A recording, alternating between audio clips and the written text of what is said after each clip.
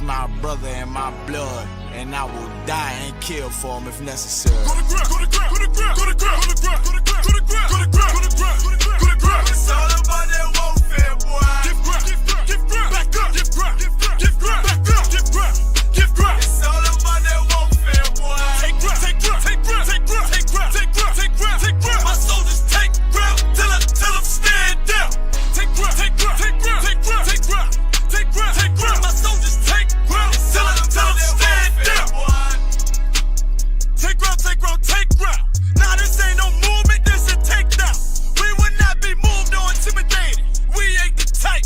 You got a problem, tell them cross the fucking line. My niggas ain't polite. Soldiers to the left and right. I die for every man body. Before I be a coward, I'd rather be a dead body. This will be my kingdom when the hour pass. You can either get with it or get flipped like an hourglass. We live by honor and no excuse. Just sit the prayer up to the Lord.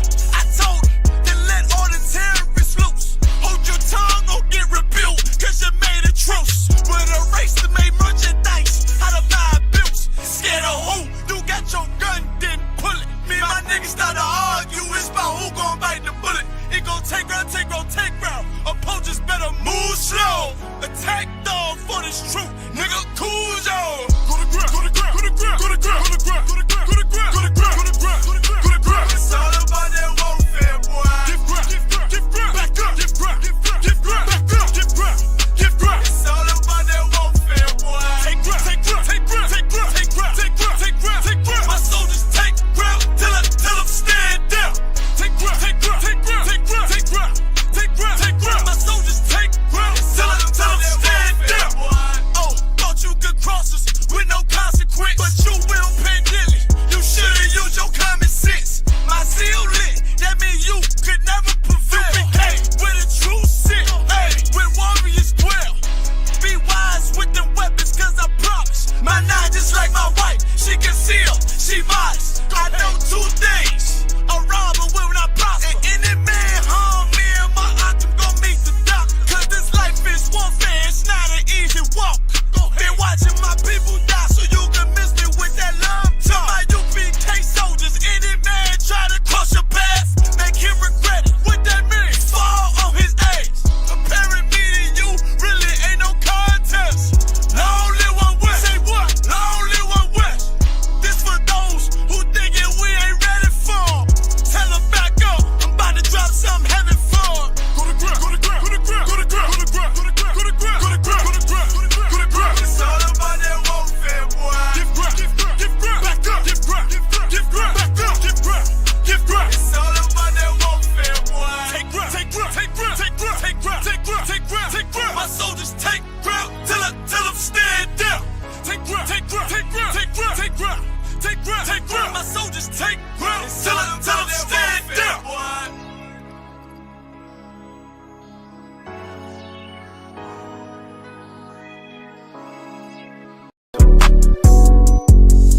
Yeah.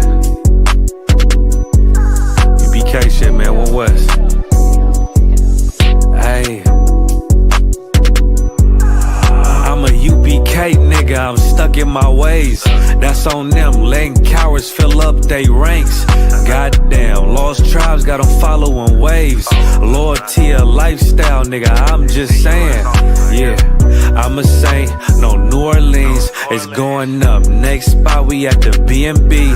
I'm turned up, I pull up in the SRT. Burning rubber, hey, UPK shit. Look, met her at the club, told her pull up to the lobby. She know I'm in the coat, we're all black, no Illuminati. This my other half shit, I can't move without it. These my motherfucking brothers, yeah, what I'm gonna do without them, yeah. If it's beef, I can't wait to sink my teeth in. Niggas going overboard, they off the deep end. Why you tripping off that hoe? That's some weak shit. Told him put me in the game cause I love defense. Yeah, put me in the game, coach. Fuck you thought, he let his colors fly. He ain't cut, we cut him off. Yeah, bounce out, let my fringes swing. Yeah, I'm a dog, and she say she find me interesting. Yeah, want me to call, put me in the game, coach. Fuck you thought, ayy, let his colors fly. He ain't cut, we cut him off. Ayy, bounce out, let my fringes swing. Yeah, I'm a dog, ayy, she say she find me interesting. Yeah, want me to call? I ain't gotta settle, I got options, ma. No, I stand on business, my name not Tazar. I'll pop you with this pocket rock. Feed a nigga shells like a taco truck. Hey, this bitch got sound effects. It go pew pew pew. I ain't trippin' on no drink, got bottles in the room. I'm in Durham, North Carolina, bitch, it's 12 a.m. Look at them, they ain't none of us, and we ain't them. I told him, put me in the game, coach. Fuck you thought, ayy, let his colors fly. He ain't cut, we cut him off. Ayy, bounce out, let my fringes swing. Yeah, I'm a dog, ayy, she say she find me interesting. Yeah, want me to call, put me in the game, coach. Fuck you thought, ayy, let his colors fly. He ain't cut, we cut him off. Ayy, bounce out, let my fringes swing. Yeah, I'm a dog, ayy, she say she find me interesting. Want me to call, yeah. UPK shit, man, you already know what it is. It's the 55th annual Passover, man, turn up. We gon' do this shit the UPK way, not the other way. You hear me? Yeah. Back roll.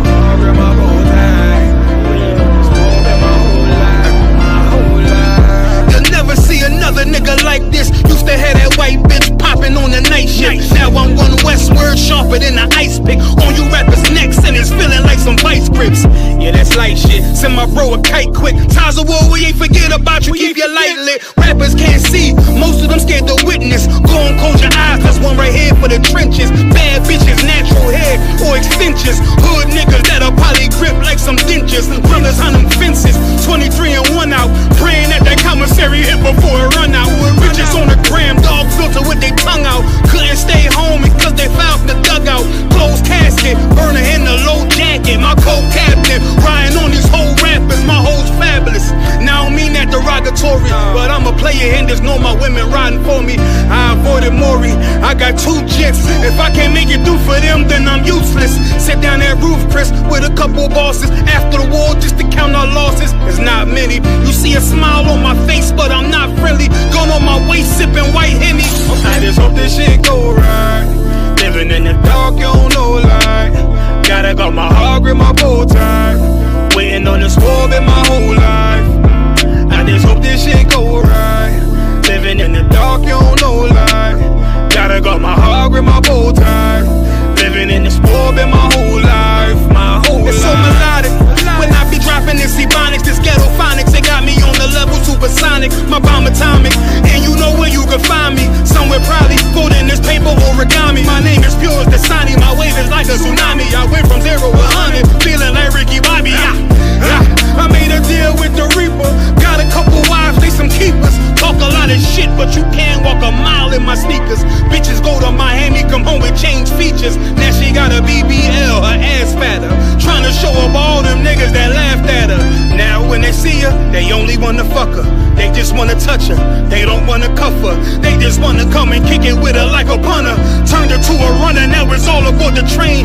Fenty on her face, but it's not concealing the pain, it's a shame. So I'm in the hood like some rap snacks. I know niggas kill you and your mama for a scat pack. Dark tint, matte black, they do it for half that. Had you like 90s Missy in a fucking trash bag. I'm from Philly, we don't do bank accounts, just cash app. I spit a verse and I just watch the time slow. This that God flow, this that shit that rappers die for. This that uncut Tahoe Wall straight from Pablo Escobar. I be at the bar like Moscato. They think it's effort, but no, this that block work. Make the countermeasures, take pleasures, making an op hurt. Light is in the sky, cause every verse is a concert. My mind work at speed y'all can't fathom. Listen to the words of a champion. It can, the streets need another anthem. I just hope this shit go right. Living in the dark, you don't know light. Gotta got my heart with my boy.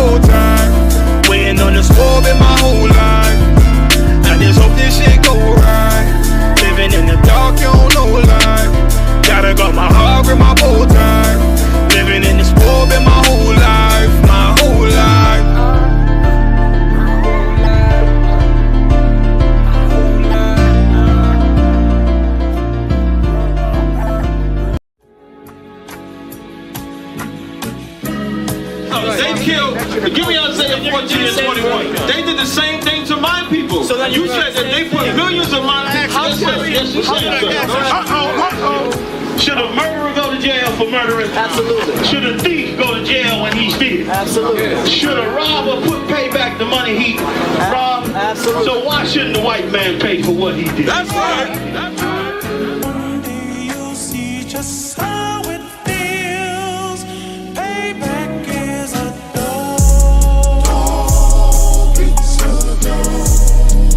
Payback is a dog.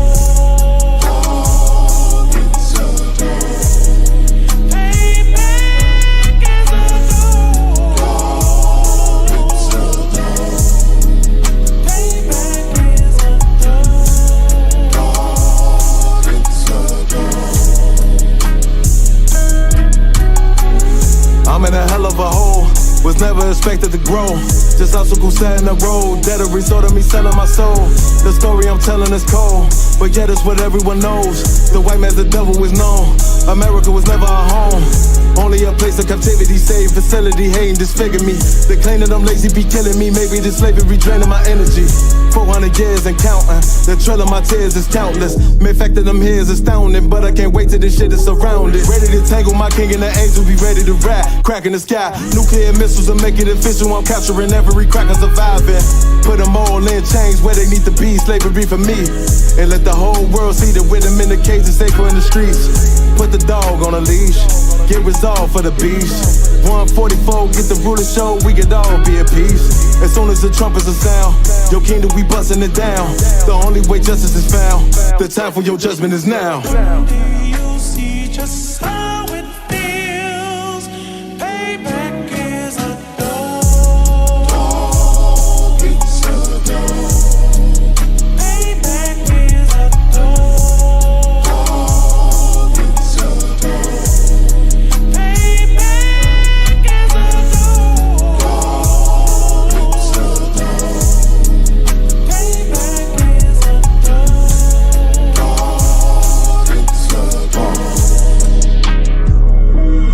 Look, ain't no remorse in my blood, Slim. It won't be no compromise. Now it's time to feed the worms. Watch his body turn to flies. I clutch iron while you trust the lies. The next Glock I buy gon' be Gen 5. I get it customized. And sending shots off like farewell. Praying payback come back around like a carousel. Still remember your Honda's words ringing in my head like bells. Said you in this body, you fit the Lord, fuck the cartel. Triangle choke, apply pressure to the game like I did Vondale. Payback's a bitch in a dress, she a bombshell. Revenge is served cold, I just hope they making oxtail.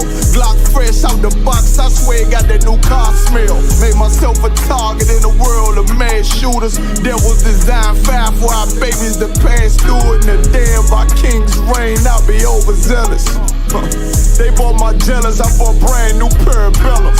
Someday you'll see just how it feels. Payback is a dog. It's a dog. Payback is a dog. It's a dog. Payback is a dog. It's a dog. Payback is a dog. It's a dog.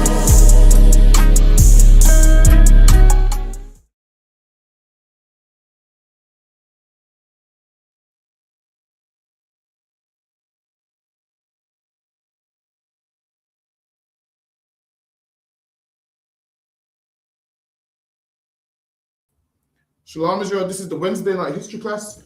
Also remember, check out Commanding General Yohanna's radio show, which is Monday 2 a.m. UK time. We have classes here, Monday through Friday, live in the physical school, Monday, Wednesday, Thursday. Have them online Tuesday and Friday. Like, comment, share. Any questions, you can type them in the chat and we'll get to them. But we're going to pick up from where we left off last week. Hey, Shalom, I got Officer Haban Yugar with me today. Haban Yugar. We're going to pick up from where we left off last week. Bear with me. Let me see where we was. Hold on.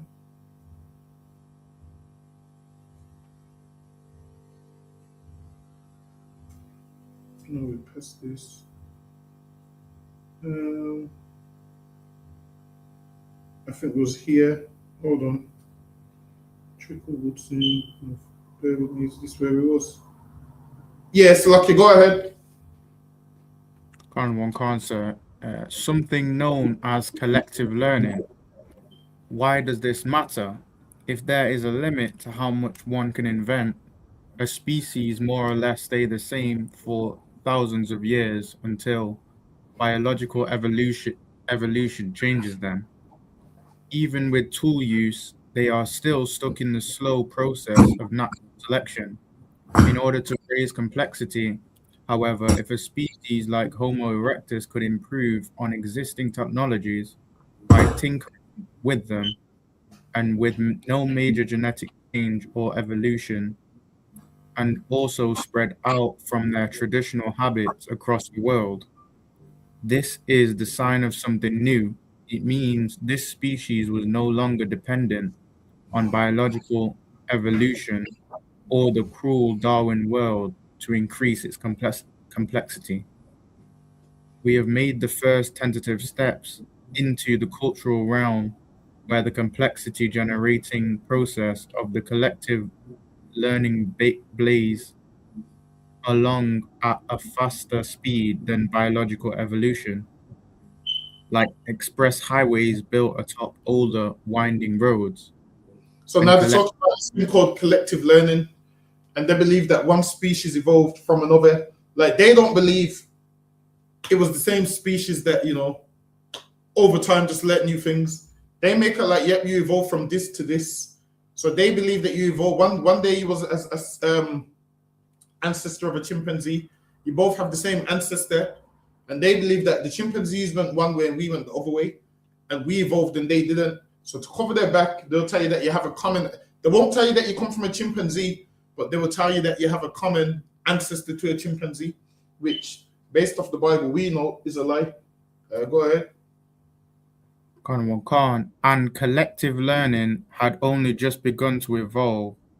A trickle would soon become a flood. Yes, Lucky, go ahead.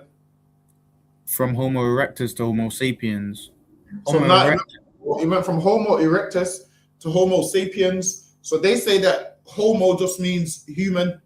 So they say that Homo is a term for human, basically. So Lucky, go ahead.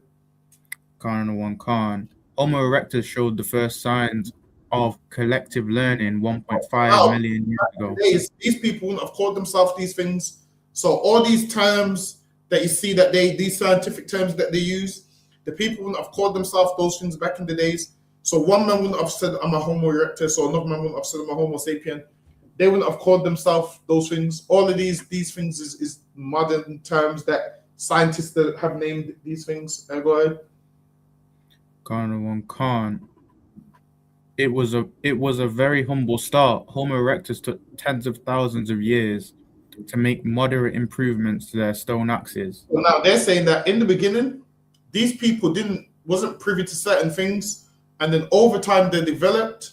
First they used to bang a rock, and then they're saying they began to make axes out of stone and start banging the axe and hammers and so forth.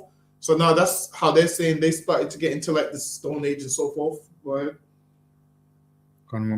Nevertheless, collective learning had appeared in evolutionary repertoire, provided natural selection considered collective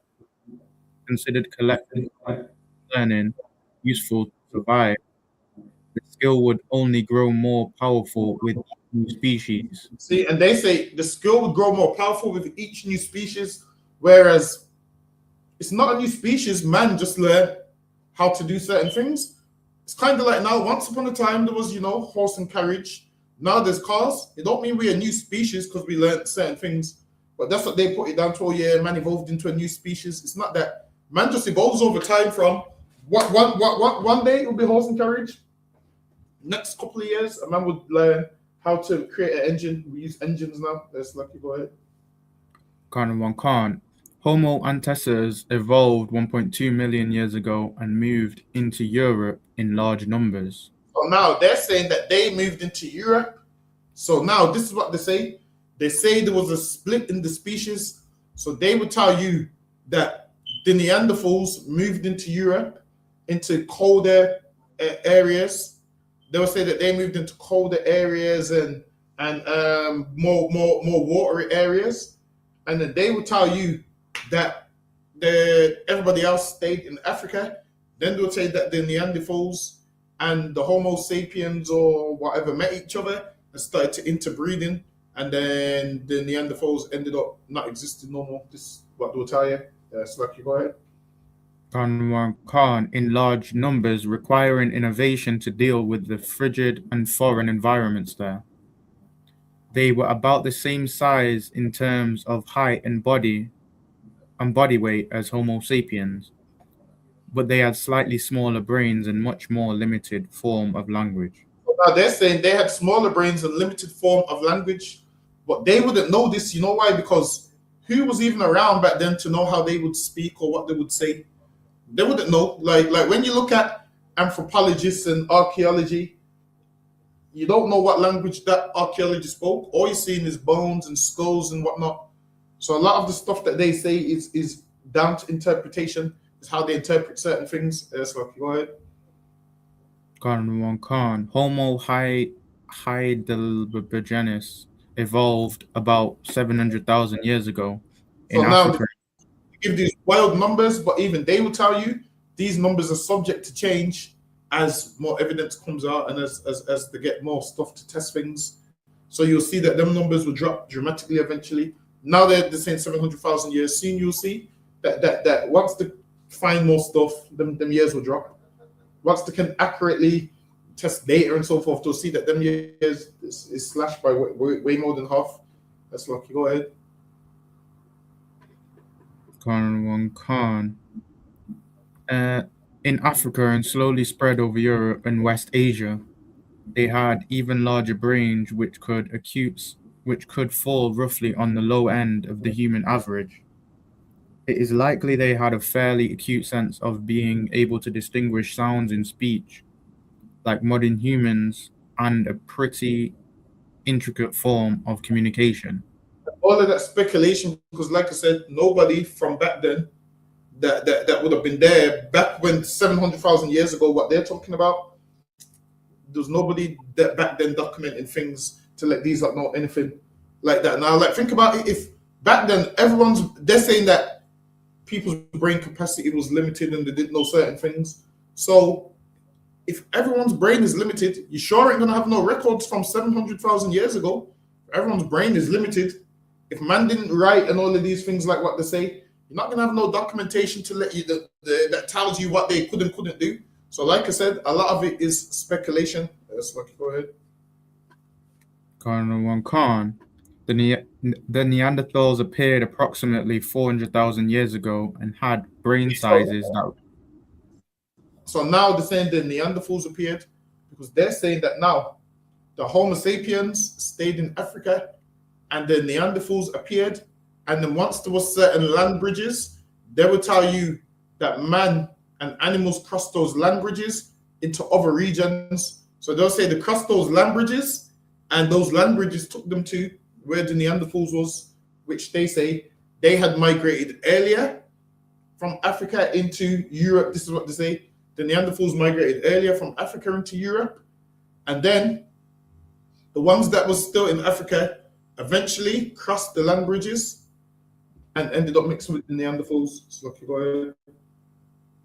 Khan had brain sizes that rivaled that of modern humans, though they appeared to have had limited capacity for abstract thought, contemplating and communicating things that aren't actually there. Homo antecessor, They say this like they would know, because if this is 400,000 years ago, how do you know what limited capacity they have? Because when you're finding bones and skulls, the skulls don't let you know what capacity they have. Now they would say, oh, we know this from the brain size and from this and from that. That's lucky. Go ahead. Khan. Homo antecessor, Homo hybrigenis, and the Neanderthals all show clear signs of collective learning. they presided over the first systemized and regular use of fire in heat. So now they will tell you that Neanderthals are the first ones that started cooking meat, or the first ones that started to use fire. So now they're moving up to a more modern time. They'll say the Neanderthals was the first one that used fire and so forth. Yeah, go ahead. Khan. The first blade tools, the earliest wooden spears. They say that they used tools, the earliest wooden spears, and the earliest use of composite tools. Go ahead. Khan. Use of composite tools where stone was fastened to wood. Homo heidelbergensis became the first hominin to colonize all of Eurasia. Neanderthals even adapted to climes that made So now they clothing. say that Neanderthals was the first to make clothes because of the climate that they was living in. So back then they say that they moved around the Ice Age when it was a lot colder, when England had mammoths and so forth. So they say that Europe was a lot closer. They say back then there was a bridge called the Duggan Bridge, apparently, where you could walk from England to Europe. But then because of the rise in the water temperature, the sea rising, then a lot of those things is underwater, they say. So they say this is why before England went to the island how it was, surrounded by water, saying a lot of that you could walk through Europe. So they say, go ahead. Khan. Neanderthals even adapted in climate that made clothing and other cultural innovations necessary for insulation and warmth. They manufactured complex tools with prepared stone cores, producing a variety of implements, sharp point scrapers, hand axes, wood handles. And now they said these Neanderthals came up with all these tools. Go ahead. Khan, with deliberate use of high quality stone materials and countless variations of improvements over time. Hold on one second, Habon. Council. Give me 1 second.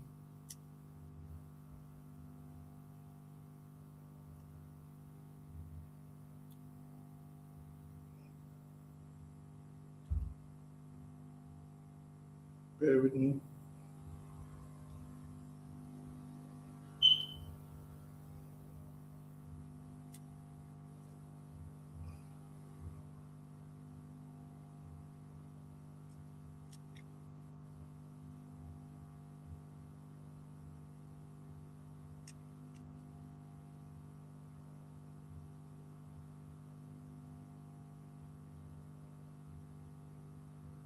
Yes, Lucky, go ahead.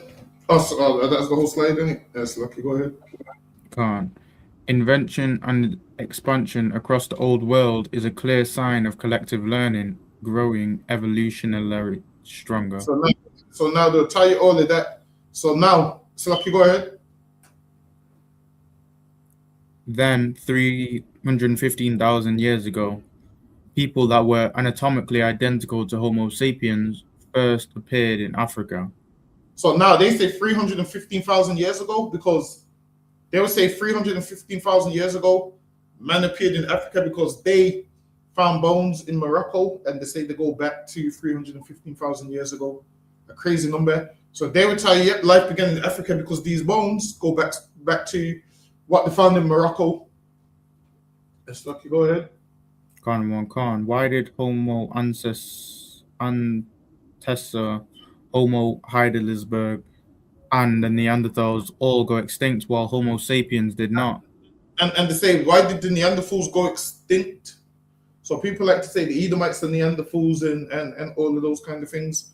But now what you'll find out is when you go all the way back, they will tell you that these Homo erectus or Homo sapiens and Neanderthals started off the same, and then the Neanderthals migrated. They migrated and started moving into colder climates. So now when you look up Neanderthal, the Neanderthals named after where they found the fossils. So it was found in a valley called Neander Valley. So because it was found in a place called Neander Valley, that's how it got the name Neanderthals. That's how they got the name Neanderthals, because they say the bones was found in Neander Valley Hold on, let me pull up Neander Valley.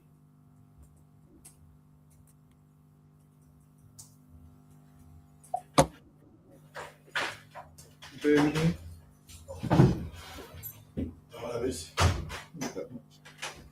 So hold on. So now that's the only reason they call them Neanderthals, because they found the bones there. So we'll let you know here. The Neanderthal, German, sometimes called the Neander Valley in English, is a small valley of the river Dossel in the German state of North Rhine-Westphalia. Blah, blah, blah. The valley lies within the, hold on. So it says the valley lies within the limits of the towns of Ekrath and Mettmann. In August 1856, the area became famous for the discovery of Neanderthal 1, one of the first specimens of Homo neanderthalensis to be found. The Neanderthal was originally a limestone canyon. Hold on. So now, basically, they didn't call themselves Neanderthals. Their bones was found in the Neander Valley, and that's how they got the name Neanderthal. That's how they got the name. So before, prior to that, they wouldn't ever call themselves Neanderthals. That's just what they was given the name because people found their bones in the Neander Valley. So Neander Valley basically means Neanderthal, basically. That's lucky. Go ahead, Habab. Kanawan Khan. Simply because Homo sapiens was the most talented at collective learning. For example, once Homo sapiens... They say that there was different evolution of people at the time. They say the older people started off in Africa, the Neanderthals, went to Europe, and then the people that they say was living in Africa crossed. It's called the Long Bridge. Crossed the Long Bridge, and then they ended up in Europe, and then they started to attack the Neanderthals and make marriages with them. And then they say that all of us have 1 or 2% Neanderthal blood. This is the nonsense that they give you. Let's let you go ahead. Even they say that they say the Neanderthals and the Homo sapiens have 99 point whatever DNA, and that's because before they became Neanderthals, before they became so-called Neanderthals, they was what? All in one place until they moved out. Listen, don't correct me if I'm wrong, but it sounds like to me they're trying to do find the excuse for Jacob and Esau. To me, sounds like they're trying to find some kind of cover up instead of just saying, because in the beginning, imagine according to evolution, the Homo sapiens or whatever and the Neanderthals all started off the same, and then the Neanderthals left and became something else. So I can go ahead. Khan. Once Homo sapiens entered regions already populated by the Neanderthals, we outcompeted them for resources. So they're saying that they entered places where the Neanderthals was, and they're saying that the Homo sapiens outcompeted them. Go ahead. Khan. Likely unalive many of them, and notably also interbred with them. Outside of... Is that the unalive many of them and interbred with them? Go ahead. Khan. Outside of Africa, and a substantial amount of our DNA today includes Neanderthal genes. So everyone's got Neanderthal blood in them. Some nonsense. Go ahead. Khan. Homo sapiens had the most advanced collective learning, the most diverse toolkits, and were the most adaptable to new environments. We had big brains, a greater capacity for language. They say he was able to get languages and whatnot because we had a bigger brain, and now having a bigger brain means you can soak up more knowledge and do more things. Go ahead. Khan. And we were more capable of abstract thought, as evidenced by the fact that we alone painted cave art, used body paints, and played music, wore decorative jewelry, and demonstrated symbolic thinking. All of these traits complemented our capacity for collective learning as we built up huge knowledge bases about how to forage and survive in the hostile environments of the hunting and so forth. So they say man was a hunter and so forth. Go ahead. In the hostile environments of the Paleolithic world. Collective learning. No straight to this one, so go ahead. Khan. As we shall see, much of the story of human history is the intensification of both population numbers and connectivity. and the resulting acceleration. Look at how little humans have changed biologically over the past 10,000 or even 100,000. They say that humans ain't changed, and what they put it down to is they look at old bones and they say that, oh well, these bones are 175,000 years old and the structure hasn't changed. Go ahead. Khan. But consider how vastly our lifestyles have shifted in the same space of time. Everything is accelerating. How do we assign a date for a start of Homo sapiens? First, there are Homo remains discovered in East Africa between. So now saying there's more remains they discovered. So they discovered these bones and remains, but who even knows if what they discovered is real? Because like we went over last week, those people that was making fake bones and trying to put a year on how long those bones have been there, and all of those kind of things. So yeah, you don't even know if you don't even want to give these things too much mind. So okay, go ahead. Khan. Between 1967 and 1974.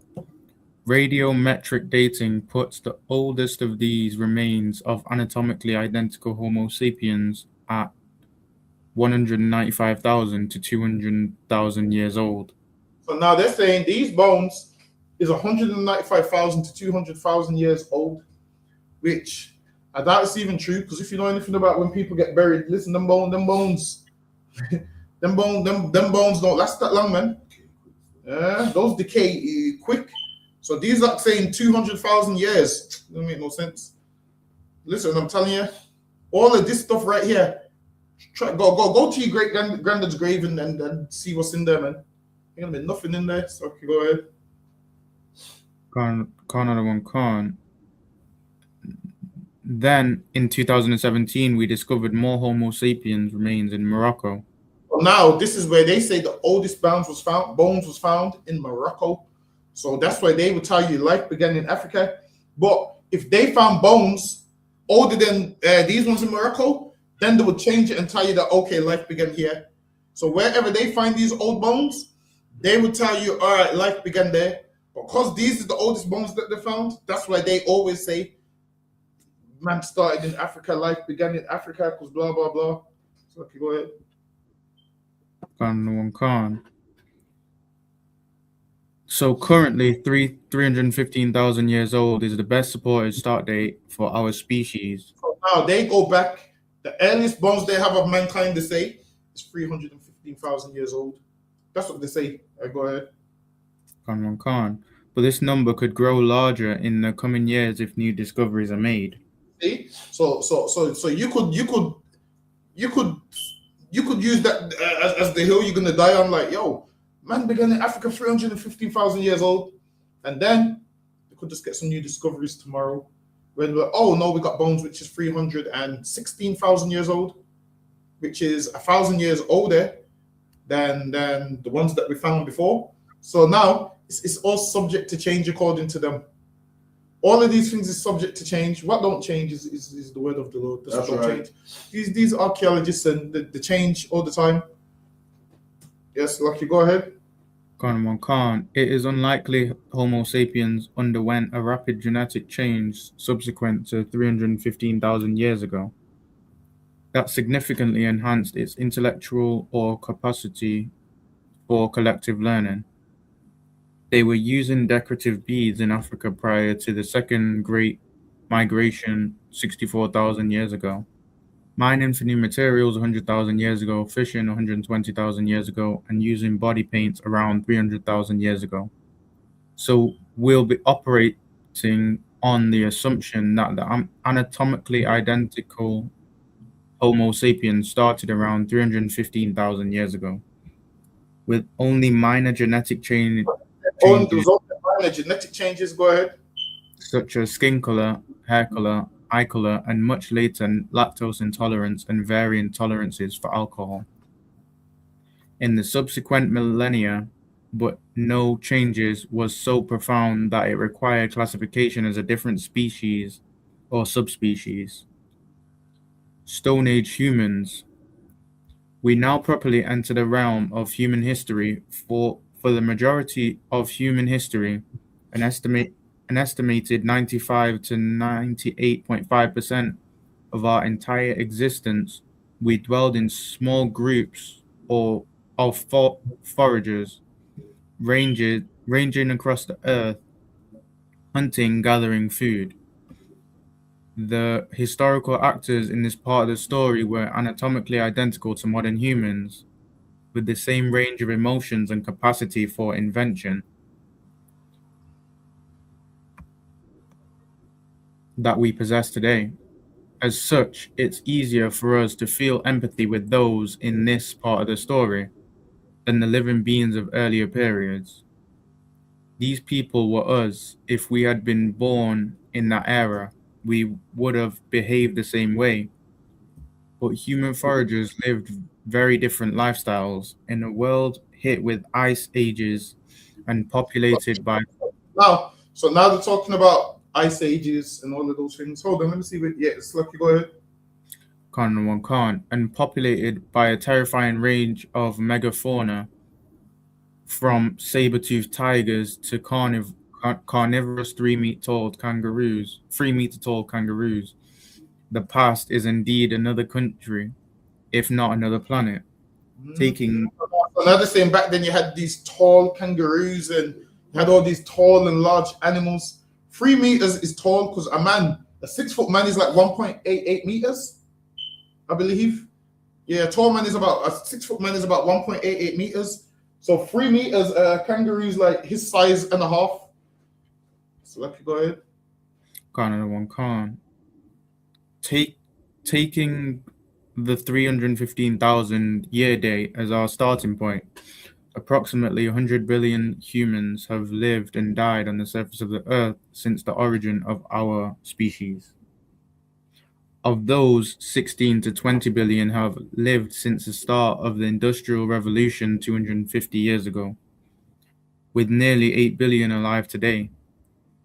At the time of writing, in addition, 55 billion are estimated to have lived between the beginning of agriculture 12,000 years ago and Go read that part again. Khan. An additional 55 billion are estimated to have lived between the beginning of agriculture 12,000 years ago and the Industrial Revolution. Hold on, wait a minute. There's something that I wanted. Did I want in here? Actually, no, keep reading. Khan. That's 71 to 75 billion people out of 100 billion. Now they're giving you the estimate of how much people would have lived. Go ahead. Khan. That leaves approximately 25 to 29 billion people who lived between 12,000 and 315 years ago. The foraging era So they're letting you know how many people lived in Africa, so they're saying. Go ahead. Khan. And then they can't narrow it down saying the amount of people that lived in Africa, because back then no one called it Africa. Everything was called by its land and who occupied it. Now, like Africa, calling it Africa is a blanket term. Like when a man says I'm African, that's a blanket term, because that's like a man saying to you is European. You want to know where, and it's like a man saying to me, yo, where do I live in? I say Europe. That could be Spain, Portugal. It could be anywhere. It could be Europe, anywhere in Europe. So a man saying I live in Africa.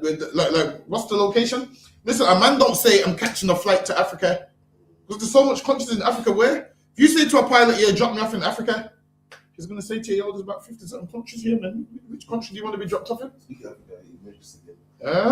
Say that again. Oh, okay, go ahead, Oban. Khan. For the majority of that time, most humans lived in Africa, and only in the past 64,000 to 100,000 years have a substantial number of humans lived in the rest of the world.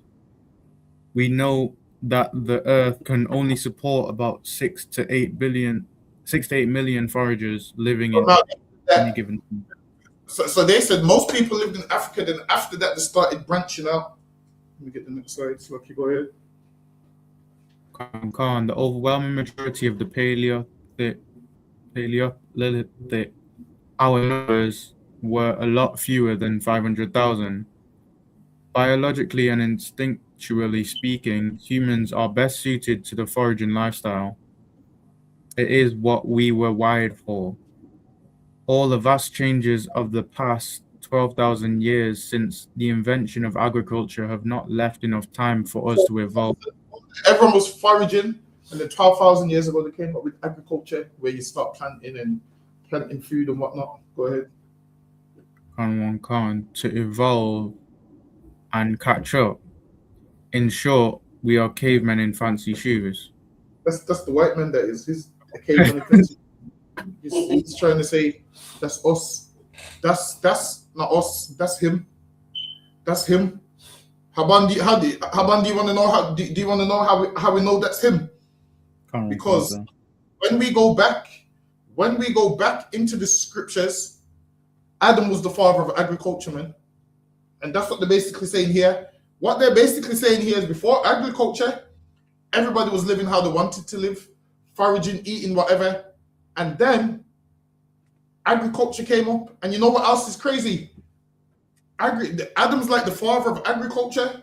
And guess where agriculture started? In the Middle East, man. That's right. They will tell you that it started in the Middle East. We're going to get into it in a minute. They'll tell you how it started around the same rivers where Adam was placed. The white man even called the Middle East, agriculture around the Garden of Eden. He even knows it. But obviously they're trying to not link Adam to agriculture. Because what they was doing all this foraging until the Lord told Adam, do this, do that, do this, do that. So they was the cavemen in fancy shoes, man. What else, Lucky? Go ahead. Come on, Ice Ages. The past 2.5 million years have seen numerous waves of cooling and heating, with long glacial periods, ice ages, interspread with so-called interglacial periods, such as the one now. So now we're talking about the ice age and the glacier periods and the ice sheets.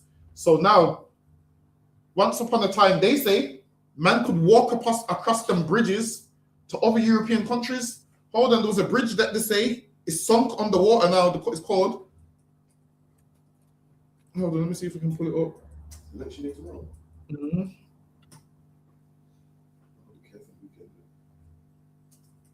This one. Yeah, but when people go crazy, so they don't get the results back in the weekend. They don't get what? The results. Oh. Shit, Haban, so lucky. I'm typing in Duggan Bridge. These lot think I'm talking about something else. This laptop's about to have to type in Ice Age. If that was the name of it. That's the name of it. Duggan Bridge. So lucky as me messing up. Hold on. Oh, where's it? Hold on.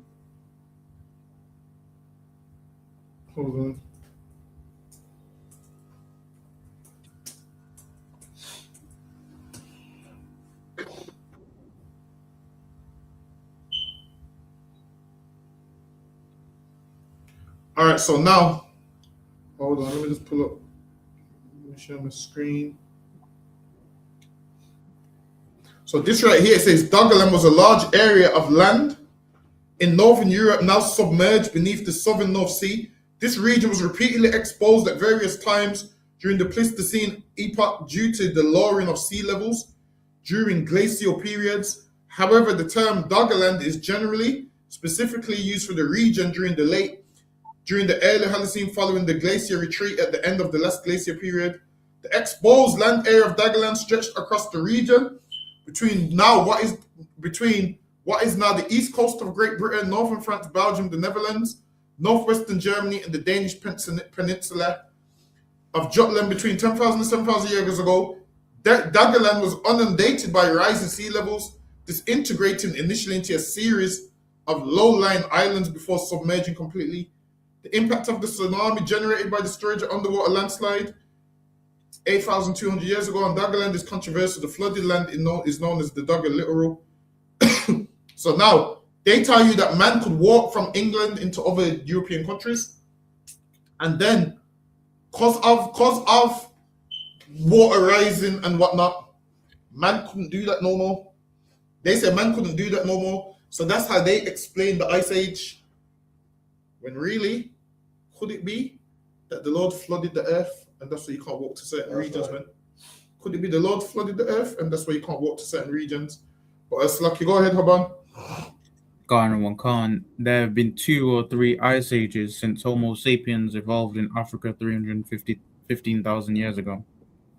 During an ice age, large parts of North America, Europe, and Asia were covered in ice sheets.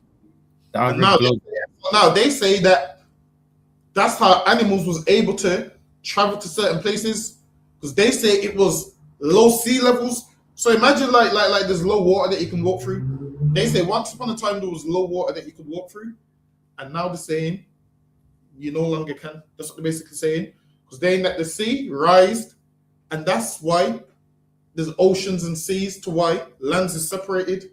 Because they was like, why would England be an island on its own? They was like, England wasn't an island originally.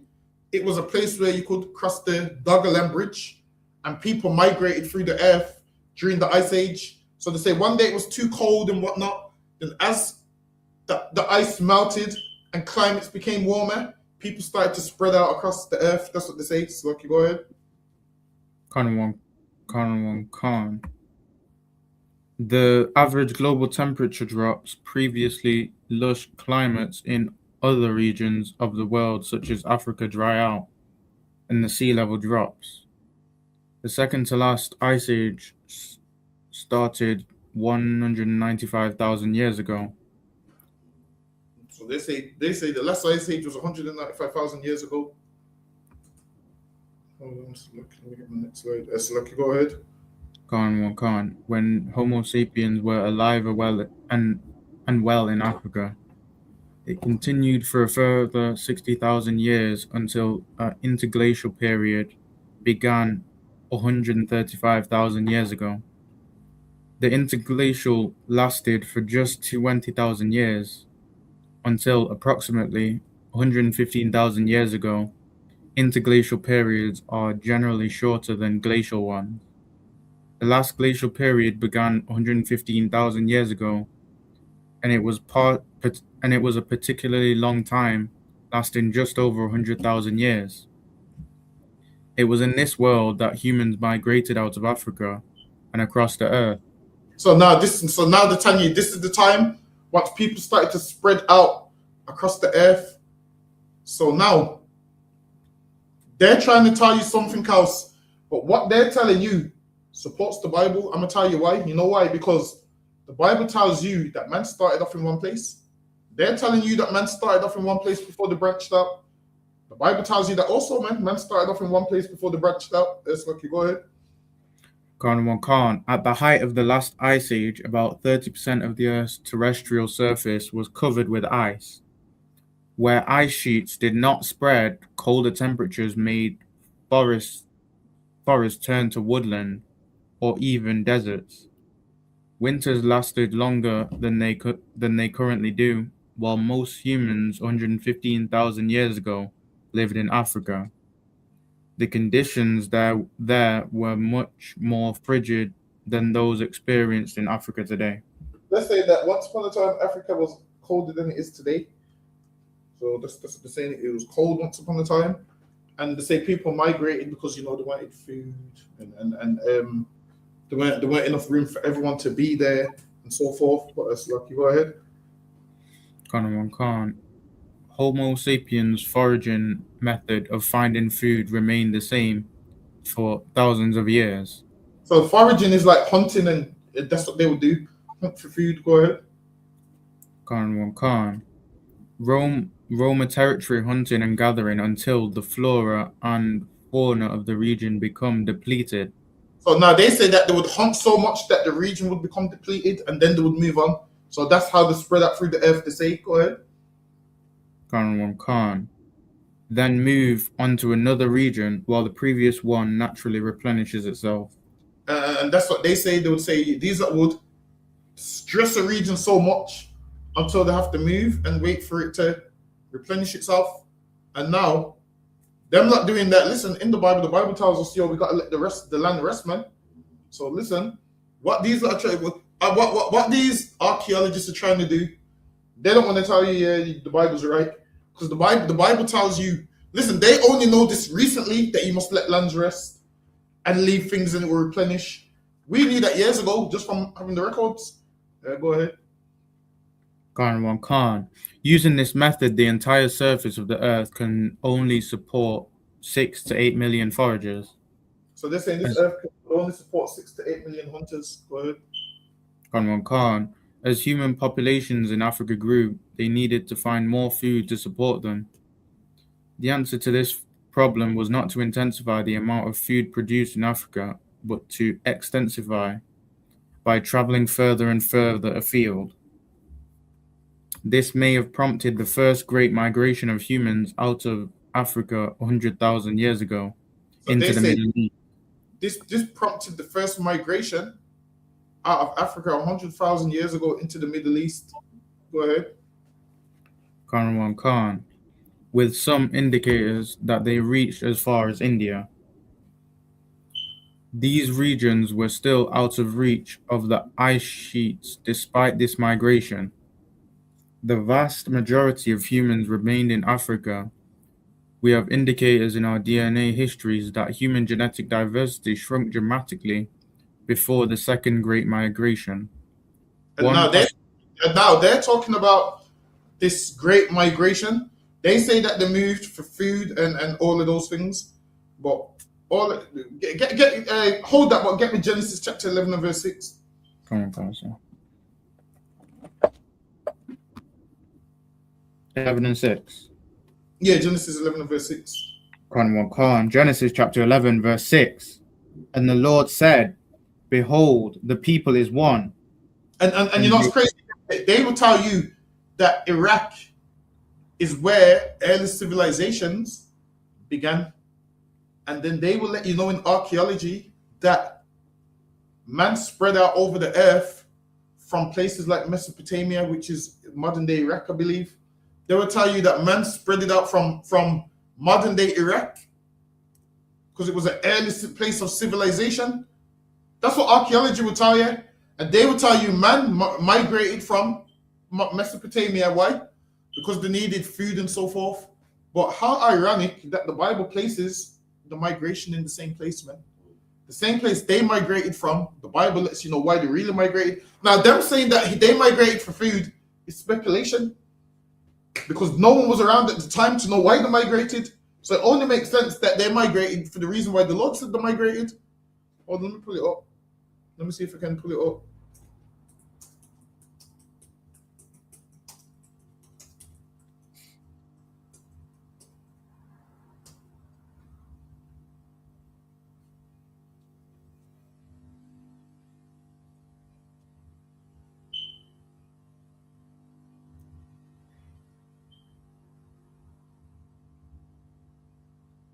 Hold on.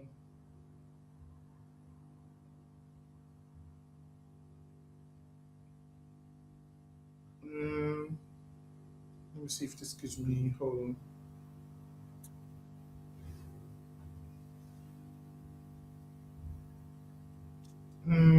Hold on.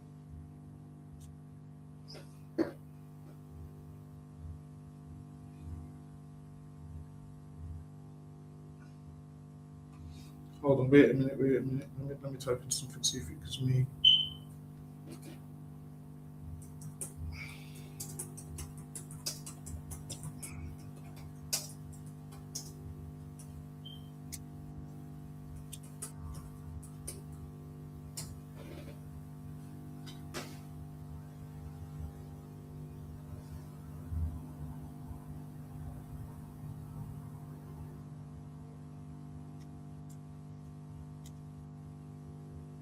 Nah, this ain't giving me. But they will let you know certain early civilizations migrated from Mesopotamia, which is modern day Iraq, which is where Babylon was. That's lucky. Go ahead, Haban. Khan. And they have all one language. And this they begin to do. and now nothing will be restrained from them. What the people's doing when they came together, how they was trying to build a tower. They was all joining together in wickedness and trying to have one world order. What was trying to all come together, and the Lord separated their languages and spread them out across the face of the earth. And in archaeology, what they would call this is like a migration.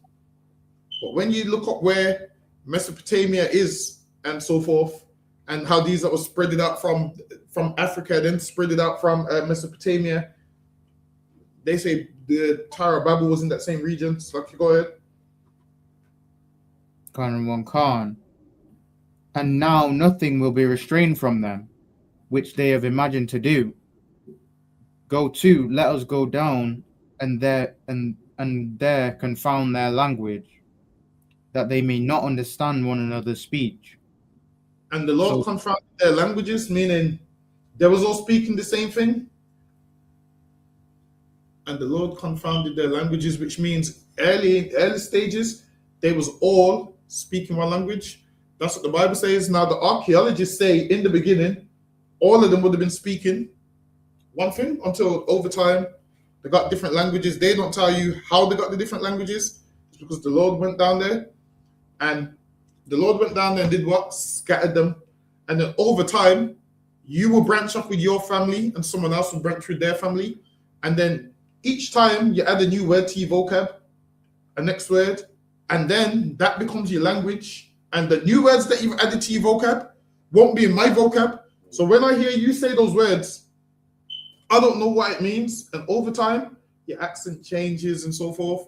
And then it's near enough a whole new language. So Lucky, go ahead. Khan. So the Lord scattered them from thence upon the face of all of the earth, and they left off to build the city. Therefore is the name of it called Babel, because the Lord did there confound the language of all the earth. And from thence did the Lord scatter them abroad upon the face of the earth. They did what? Did the Lord confound the language of all the earth. And from thence did the Lord scatter them abroad upon the face of the earth. And that's how man spread out over the face of the earth. Because remember, after the flood, Noah and his kids came off the ark together, man. Came off the ark together. Then over time, his kids had kids and had kids. And then they began to start trying to join together and build towers. And that's how man was scattered upon the face of the earth. So the history will tell you about this migration and all of these kind of things. Go ahead. Actually, you can go back to the slide. Was there any more in the Bible? Or I think that's about it, right? From these generations. No, then it goes into generations of Shem. Oh yes, Lucky, go ahead. Khan. One possible explanation is the super volcanic eruption that occurred during this period at Mount Toba 74,000 years ago, in the middle of the island of Sumatra, in present-day Indonesia, was a volcano. Where this volcano once stood, there is now a lake, or rather a crater. Mount Toba exploded with the force of 1.5 million Hiroshima-sized bombs, and with the force of the nuclear arsenal of every single country in the world. So much people died in this volcanic eruption. Population went down and whatnot. Go ahead. Khan, multiplied by at least 3. The eruption threw an unprecedented amount of rock into the atmosphere, scattering rubble and magma far and wide on a continental scale. A layer of volcanic ash, an average of 15 centimeters thick, settled over everything in South and East Asia. These lot saying all of this sounds like Sodom and Gomorrah to me. That's right. It sounds like to me. I might be wrong. I'm usually wrong sometimes. I might be wrong again, but it's Lucky, go ahead. I'm just saying a lot of stuff that they're masking archaeology sounds like things you find in the Bible. It's Lucky, go ahead. Khan, but also in India and India, Arabia, and as far as East Africa, much more ash was flung up. But also in India, Arabia, and as far as East Africa, go ahead. Much more ash was flung up into the atmosphere, darkening the skies and obstructing the sunlight in an era already beset by an ice age. What followed may have been a decade of perpetual winter for the entire globe. It may have well reduced the population to 10,000 people, or even as few as 3,000 in the past decade. They're saying it reduced the population. That's what they're saying. So look, you go ahead. The Toba hypothesis has been disputed by several scientists. I am still waiting for an alternative explanation for the bottleneck that is evident in our DNA. Hold on for the second edition. Regardless, the genetic bottleneck tells us something very important about race. In a nutshell, humans today came from at most 10,000 people only a few tens of thousands of years ago. That is not enough time for significant genetic differences to occur between ethnicities. In fact, compared to other primates, modern humans today have extremely low amount of genetic diversity. There is more genetic diversity between two groups of chimps separated by a few hundred miles than in the entire human race. We are not exactly an inbred species, but are pretty damn closely related. So now they're saying that we closely related and blah blah blah. Listen, they'll be trying to say we're related to chimpanzees because they can't work out how man got here, so they can only look back and say the Big Bang, and we must have come from animals, and over time we evolved into what we are today. So instead of them just saying God exists, they have to give you this whole story. So, you know, like horses can breed a zebra. They're close. If we're close to chimpanzees, how come people can't breed a chimpanzee? Also, this is what these are saying. They say, back then our original ancestor both died. So they say that our original ancestor was here. Humans went that way. Chimps went that way. So they're saying that we're related, but we're not completely related to where we can interbreed. Some nonsense like that. The horse and the zebra, their ancestor like it. The donkey as well. Yeah. But they're saying our ancestor. So that's what evolutionists will say to you. Because we will say to them, well, if we come from chimpanzees, why don't we evolve today?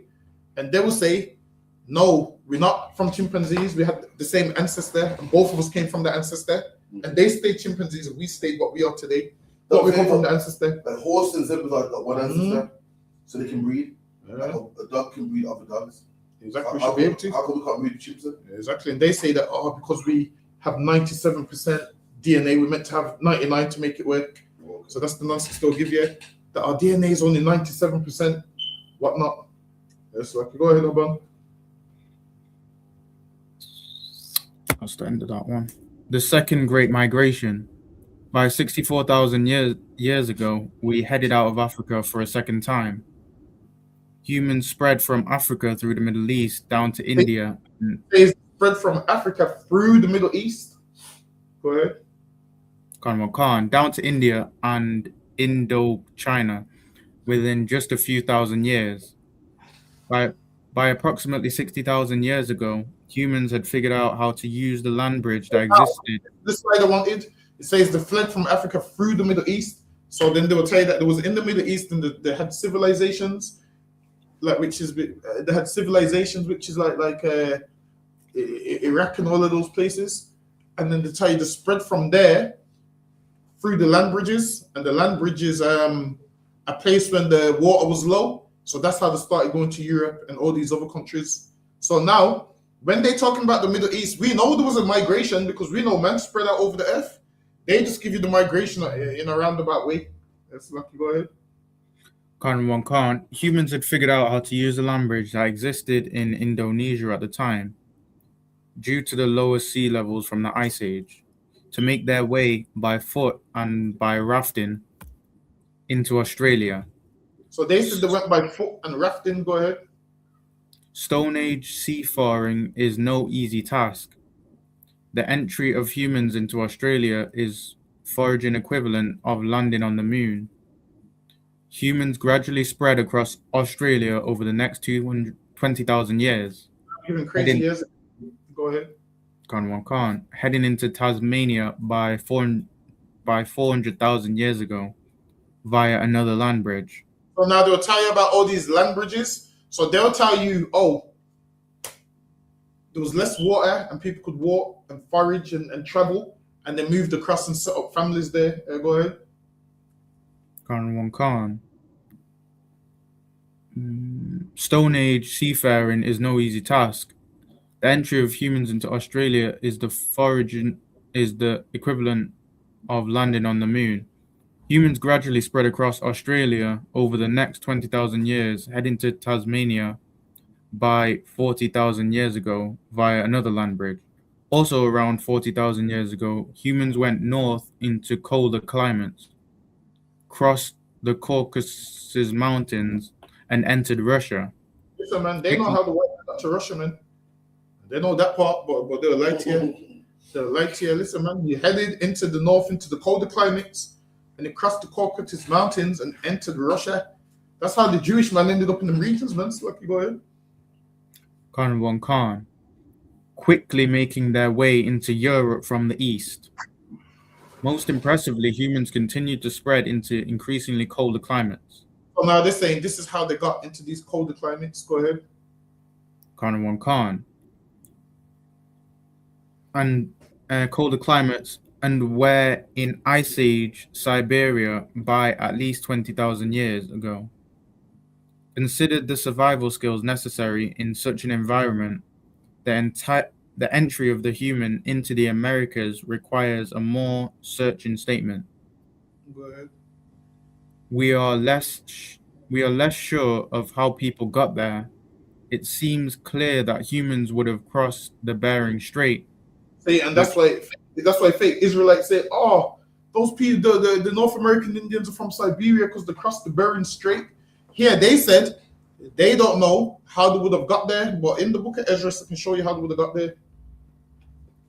Where is it now? Second Ezra. Hold on, where am I going to find that one?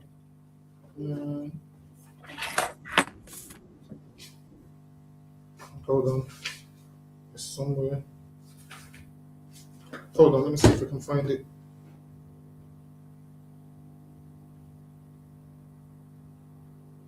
Thirteen, 45. It's like, how about get me second Ezra, chapter 13 and verse 45. Khan, second Ezra, chapter 13. So now they said they didn't know how they would have got there, but they said they would have crossed the Bering Strait. But the reason they would say that is because obviously archaeologists doesn't believe in miracles and so forth. So they have to find the most practical way outside of theology. So they don't believe in theology. So now, if you give them something biblical, to them, they're like, nah, we can't put that in a archaeology form. So they look for the most closest way it could have happened and give their commentary. So now that's why they say, yeah, they would have crossed the Bering Strait, because the archaeologist is not going to say the Lord held back the waters. Archaeologists are going to say that. That's from a spiritual theologist view, but from an archaeologist view, they're not going to say that. So, okay, go ahead. Khan, second Ezra, chapter 13, verse 45. For through that country there was a great way to go, namely, way to go. So for them to get to the Americas was a great way to go. Go ahead. Khan, namely of a year and a half, and the same region is called Arsareth. And it says the same region. Go ahead. Then dwelt they until the latter time, and now when they shall begin to come, the highest shall stay in the springs of the streams again. Hold on, you might have missed some. There's a part where it says it held back the flood. Probably go up 2 verses. Khan. And they entered into Euphrates by the narrow passage of the river. One more verse. Khan, verse 42. That they might keep their statutes, which they never... Up again. 41. But they took counsel among themselves that they would leave the multitude of the heathen and go forward. Amongst themselves, I said, yo, we're tired of these Assyrians, man. We're tired of them. I said, yo, we're gonna go somewhere where no one's dwelt, and we're gonna keep our laws there. Go ahead. Khan, and go forth into a further country. And they went for a further country. Go ahead. where never mankind dwelt. They went to a further country where never mankind dwelt. And the same thing the archaeologists say is nobody dwelt there, man. But they just can't work out how the people got there. They said they must have crossed the Bering Strait. But the Bible says otherwise. So, okay, go ahead. Khan, that they might there keep their statutes, And which they never, they're going to keep their own statutes. Go ahead. which they never kept in their own land. And they entered into Euphrates by the narrow passage of the river. For the Most High then shewed signs for them, and held still the flood. Passage, and the Lord showed signs for them. Go ahead. And held still the flood till they were passed over. Held still the flood. Go ahead. Till they were passed over. For through that country there was a great way to go. And through that way to go, the Lord held that back so they could get there. That's how they got there.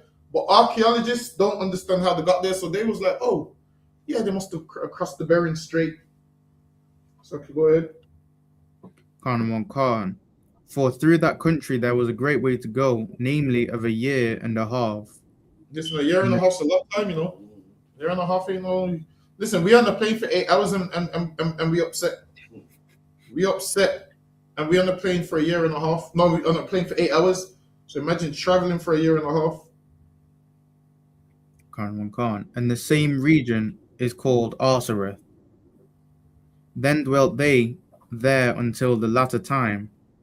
And now when they shall begin to come, the higher shall stay the springs of the stream again, that they may go through. Therefore sawest thou the multitude with peace. You can drop that. Take me back to the slide goes on. Khan. It seems clear that humans would have crossed the Bering Strait, which was then yet another land bridge. See, so now they say they crossed the Bering Strait, a land. They say it seems they would have. The reason they say that is because the carnal, they're not spiritual, so they don't know about the Lord holding back the floods because they don't know nothing about Ezra. In their mind, the simple way is must have crossed the Bering Strait. That's what they would say. So a man that don't understand the Bible and ain't spiritual, obviously an archaeologist ain't gonna say, oh yeah, the Lord held the floods back for them. They're not gonna say that. They're just going by archaeology. So they ain't gonna say, yep, they went there this way. They're just finding, let's say for instance, if I seen a car on a roof, I'm gonna believe a crane pull it on there or something. I'm saying, yeah, well, a man must have put it on a crane and pull it on there. I'm not gonna say, yeah, Superman. I'm not gonna say, yeah, Superman picked it up and put it on there. I'm not gonna say that. So that's the reason why they ain't using the same thing as the Bible. They're just going by what's logical to them. So, Lucky, go ahead. Khan. Between Siberia and Alaska, between 20,000 and 15,000 years ago, perhaps following herds of animals they hunted. And now they say that they crossed the Bering Strait following herds of animals that they hunted. Go ahead. Khan. But during the Ice Age, there were huge ice sheets that would have prevented humans from traveling beyond Alaska. They're saying there was huge ice sheets that would have traveled that would have prevented humans from traveling beyond Alaska. That's Lucky. Go ahead. Khan. Then between 15,000 and 12,000 years ago, as ice sheets retreated, a passage may have opened up for foragers to travel through, moving south through the Americas. So now they say ice sheets may have retreated, and there would have been a passage for people to get through the Americas. Go ahead. This is all hypothesis, by the way. Khan.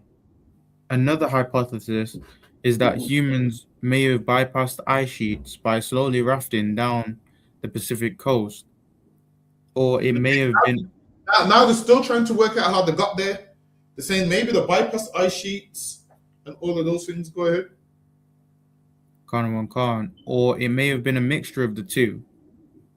Either way, Homo sapiens became the first and only species of our genus to inhabit the Americas. Read that one more time. Homo sapiens became the first and only species of our genus to inhabit the Americas. The same thing that Ezra said. No man ever dwelt there. These archaeologists are saying the same thing, man. When you actually understand parts of evolution, they actually support the Bible unknowingly. Unknowingly, they support the Bible. In Ezra's, hold on, get that for me one more time when it says no mankind never dwelt there. Get that for me one more time. What's the scripture again? 13 and 40, no man dwelt there. Yeah, see if you can find that one for me.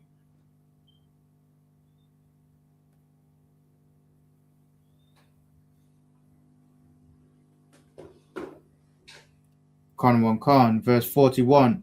But they took this counsel among themselves that they would leave the multitude of the heathen and go forth further into a country where never mankind dwelt.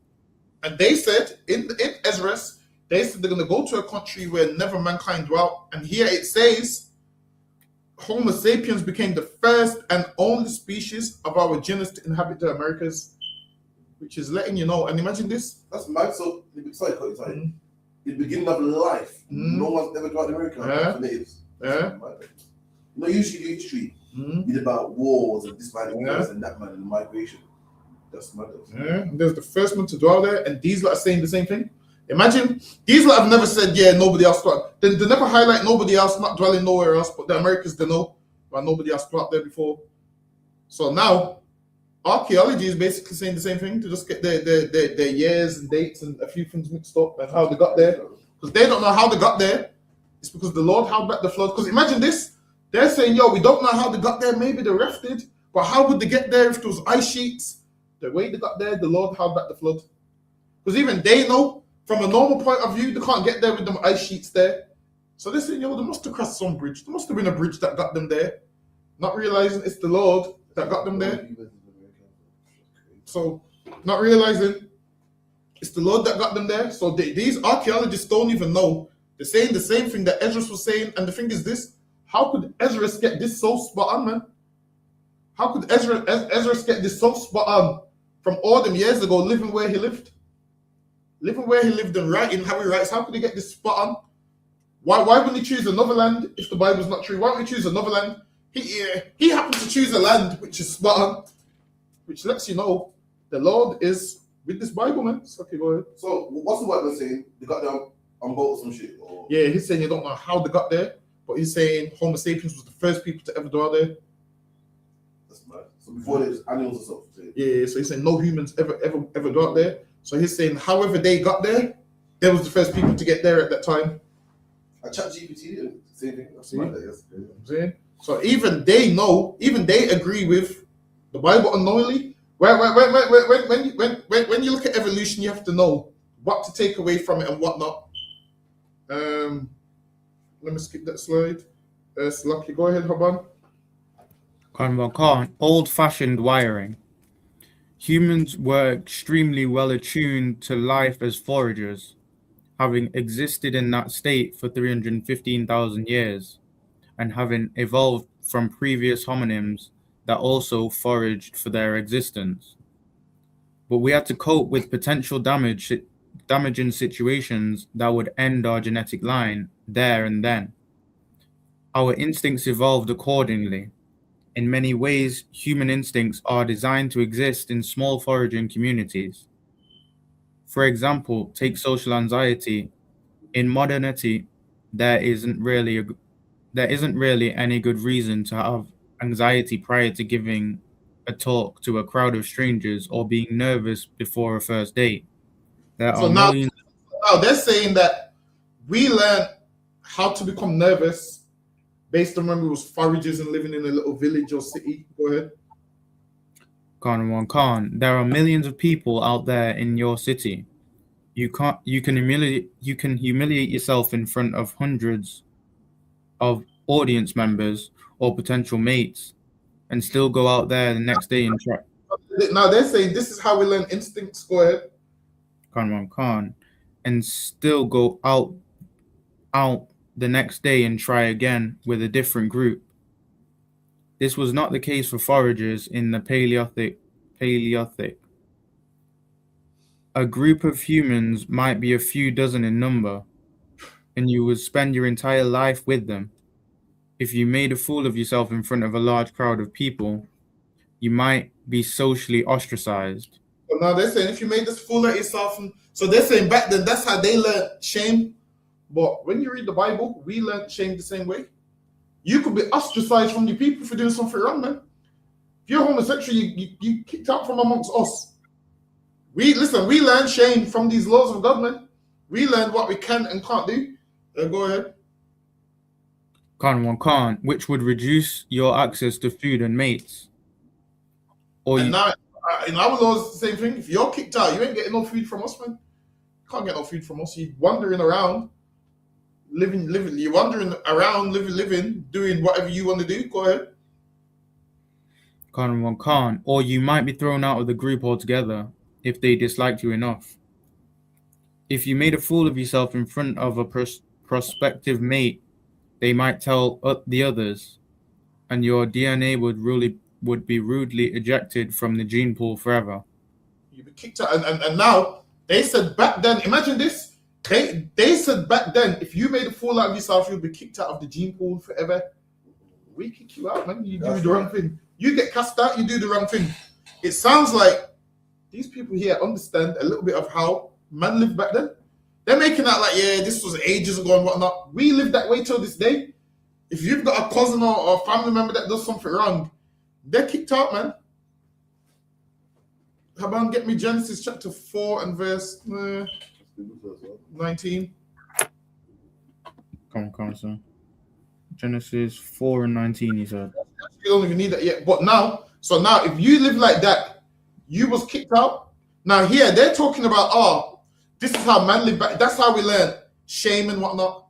Listen, man, we learned these things because the Lord gave us laws, and whoever didn't abide by that law was cast out. That's how we learned it.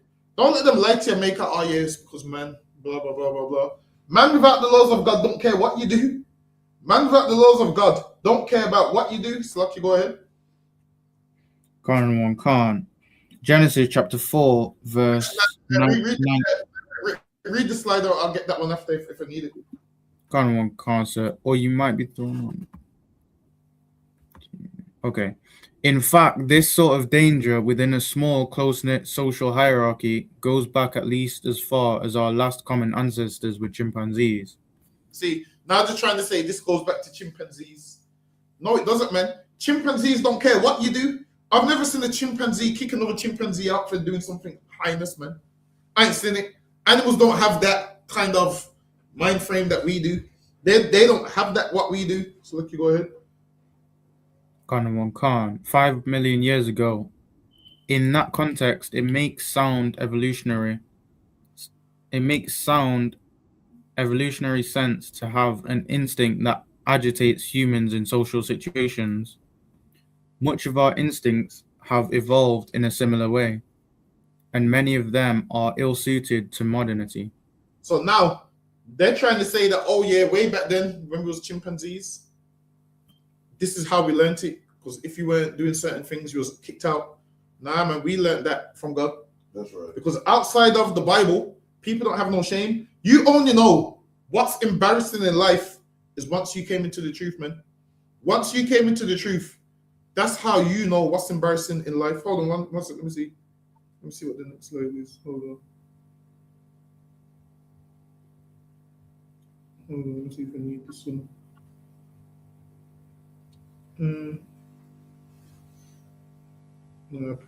So now, this is what happens. We learn. Hold on. Let me get one of them. Let me get one of them scriptures that I'm talking about. Hold on.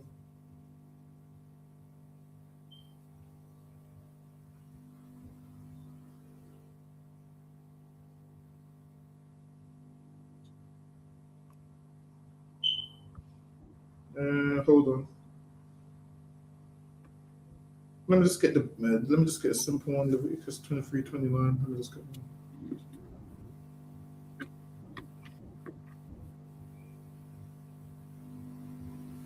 Let me get Leviticus chapter 23, verse 29.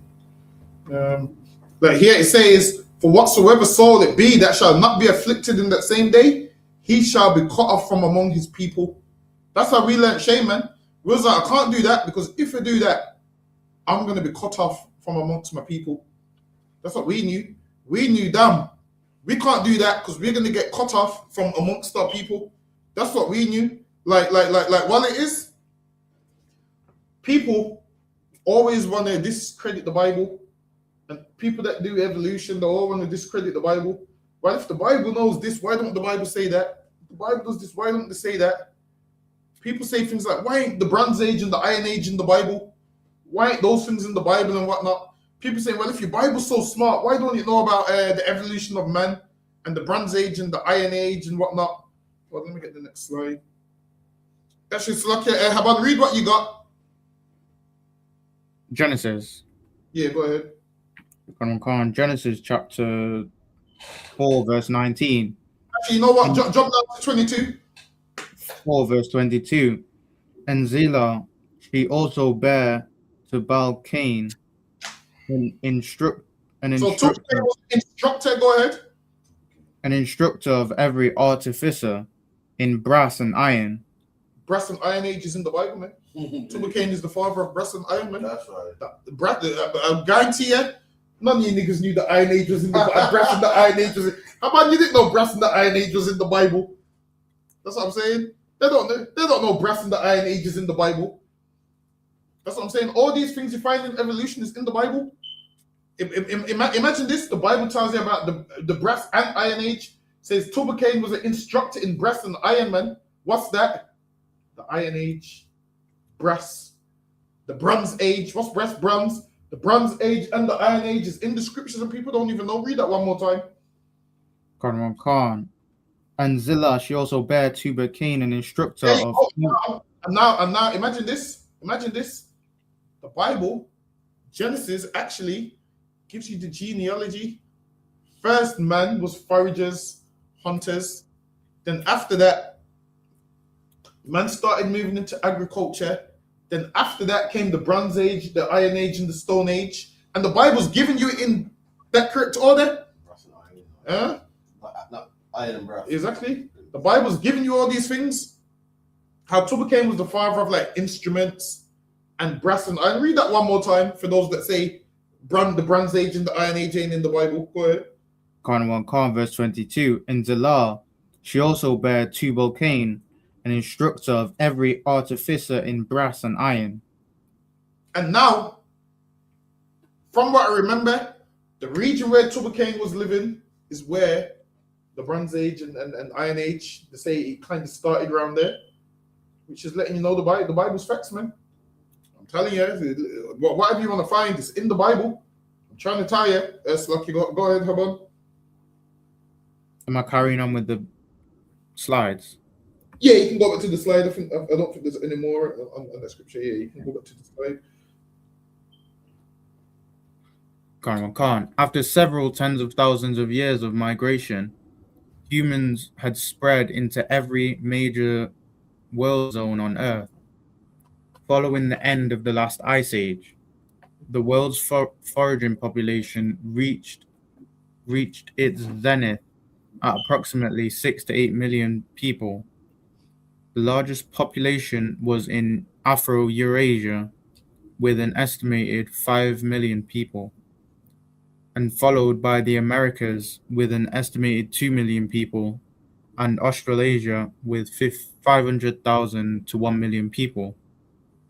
Humans had yet settled in much of the Pacific Islands until between 4,000 and 800 years ago. Due to the end of the last ice age 12,000 years ago, the Fertile Crescent in the Middle East experienced. It says the Fertile Crescent in the Middle East. Let's see where's the Fertile Crescent. Let's see where's the Fertile Crescent. See, it says the Fertile Crescent is a crescent-shaped region in the Middle East, spanning parts of modern-day Iraq, Syria, Lebanon, Israel, Jordan, Palestine, Egypt, Turkey, and Iran. And imagine that, where the Lord said is the land of milk and honey, They call it the Fertile Crescent, which was flourishing, man. Even they know the Middle East is, you know, the land of all lands. Slucky, go ahead. Khan in the Middle East experienced a greening and They call abundance. the Fertile Crescent in the Middle East experienced a greening. And where did the Lord put Adam in the Middle East, man? Go ahead. Khan, and abundance of food so that generations and foragers did not have to migrate in order to find it. And imagine this. Foragers before Adam, they was migrating to find food. Once Adam came and was in the Fertile Crescent and those regions, and he was planting and whatnot, they didn't have to go out to find food no more. Go ahead. Khan. Such territories are called Gardens of Eden.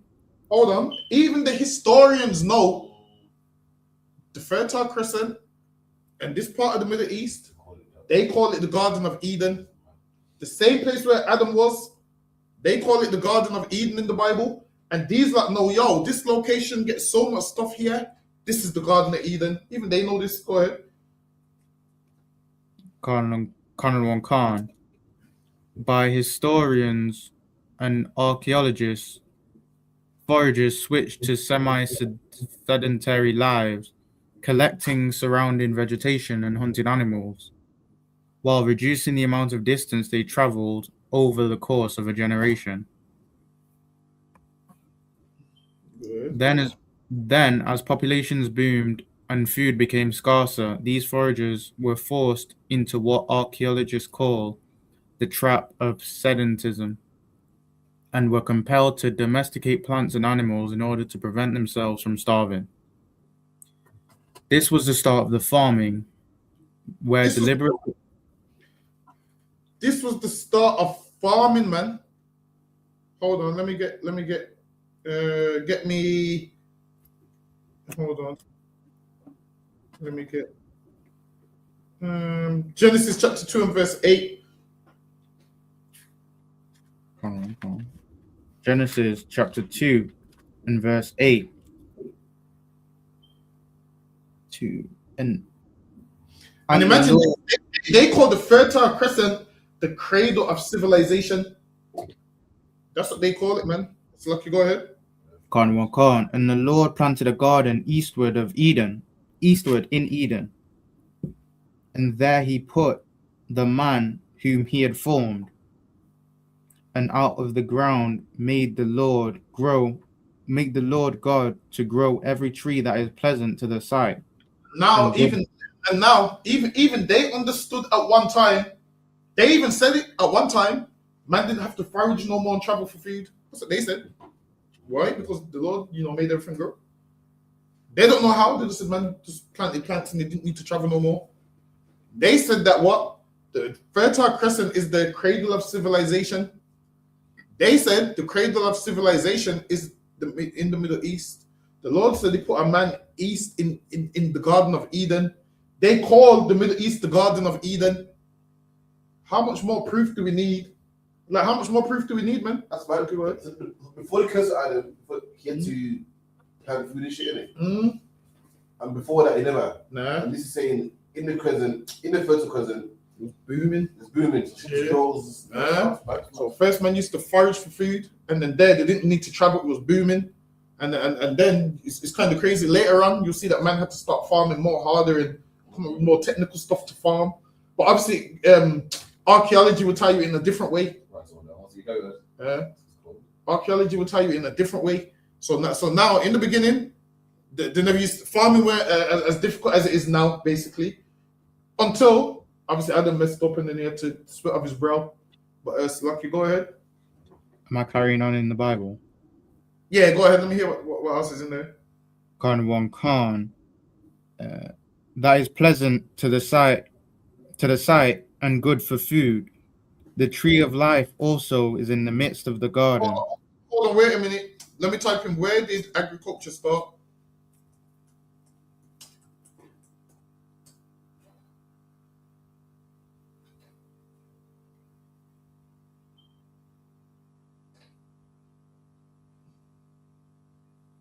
Hold on, wait a minute.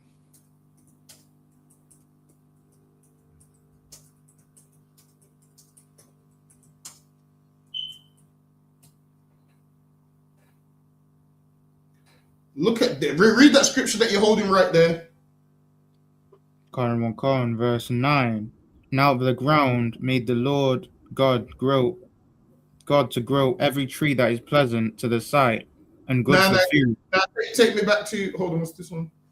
Back to 8. Yeah, take me back to, hold on, wait a minute. I'm just trying to stop screen. Yeah, take me back to that verse that you got. Quran, Genesis chapter 2, verse 8. Go ahead. And the Lord God planted a garden eastward in Eden, and there he put the man whom he had formed. So now the Lord formed a man, and the Lord put this man in the garden to do agriculture. Now, when we look at this right here, agriculture originated in the Middle East, particularly in the Fertile Crescent, over 10,000 years ago, marking a pivotal moment in human history. The Fertile Crescent, the cradle of agriculture, the Fertile Crescent, which encompasses parts of modern-day Turkey, Iran, Iraq, Syria, and Lebanon, is widely recognized as the birthplace of agriculture. This region provided a unique combination of fertile soil, a temperate climate, and a variety of wild plants and animals suitable for domestication. And who gave the animals their names and whatnot? Listen, man. All of this is pointing to the Bible, man. All of this is pointing to the Bible. Hold on. The earliest evidence of agriculture dates back to around with fig trees cultivated in what is now Jordan. By 9000 BCE, wheat and goats were domesticated in the Levant, followed by peas and lentils. Olive trees were cultivated in the eastern Mediterranean. Animal domestication, cattle were first domesticated around 8500 from wild oxen in the Near East. Genetic studies suggest that all modern cattle are descended from a small number of these early domesticated animals. Listen, man, I'm trying to tell you, they even call Adam the father of civilization, man. Because imagine this. They say agriculture started in the Middle East. Read that scripture again where the Lord put Adam.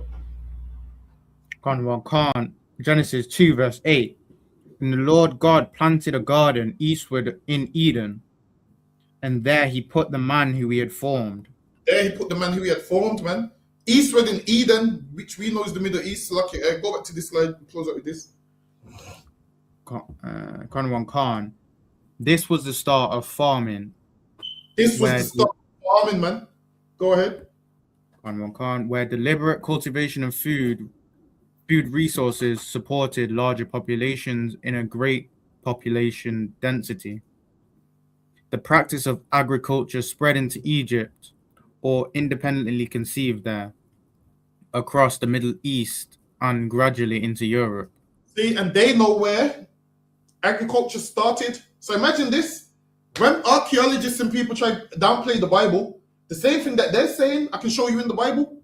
I can show you the Bronze Age and Stone Age in the Bible. I can show you the father of the cradle of civilization and agriculture in the Bible. I can show you all these things in the Bible. Understand this, man. People that think we only read the Bible, we also read archaeology also. That's right. And we can show the Bible alongside archaeology, how everything lines up if you understand how to break things down. But with that, we open the times. Salakia, man, you can call it. We open the time. Man of Israel, I'm Madiam. Give one courteous salute to the teacher. I'm Madiam Shabbat. I'm Madiam Barak. Yahweh Shem Yahweh Yadi Matah Saul. Man of Israel, I'm Madiam Shabbat. I'm Madiam Barak. Yahweh Shema Yadi Matah. Dismiss. All right, Shalom Israel. We're here tomorrow. Scripture breakdown. Shalom Israel. Hey, shalom, all the brothers and sisters.